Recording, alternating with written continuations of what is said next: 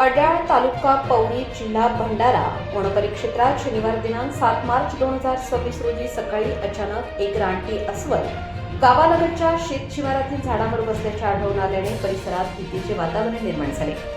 घटनेची माहिती मिळताच वनपरिक्षेत्र अधिकारी योगेश शर्मा यांच्या मार्गदर्शनाखाली वन विभागाने तात्काळ धाव घेत धडाकेबाज बचाव मोहीम राबवली। मौजा अड्याळ येथील शेत परिसरात अस्वल दिसल्याची माहिती मिळताच वन कर्मचारी व स्थानिक नागरिकांना सतर्क करण्यात आले। नागरिकांनी अस्वलाजवळ जाणे टाळावे तसेच मानव वन्य प्राणी संघर्ष टाळण्यासाठी खबरदारी घेण्याचे आवाहन करण्यात आले। यानंतर भंडारा येथील त्वरित प्रतिसाद पथक RRT घटनास्थळी दाखल झाले।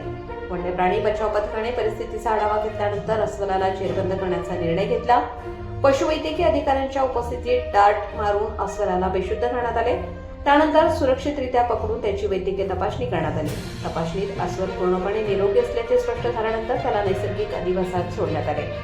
या धाडसी कारवाईत उपवन संरक्षक भंडारा यांच्या मार्गदर्शनाखाली सहाय्यक वनसंरक्षक वनपरिक्षेत्र अधिकारी वनपाल वनरक्षक RRT टीम तसेच अड्याळ पोलीस विभागाने समन्वय साधत महत्त्वाची भूमिका बजावली। स्थानिक सरपंच पोलीस पाटील व ग्रामस्थांनीही सहकार्य केल्याने संपूर्ण बचाव मोहीम यशस्वीरित्या पार पडली। दरम्यान वन्य प्राणी दिसल्यास नागरिकांनी घाबरून न जाता त्वरित वनविभागाशी संपर्क साधावा असे आवाहन वनविभागाने केले आहे। योग्य वेळी माहिती दिल्यास मानव वन्य प्राणी संघर्ष टाळता येतो असेही वन अधिकाऱ्यांनी स्पष्ट केले। आकाश नंदागौरी, भंडारा, गोंदिया जिल्हा प्रमुख।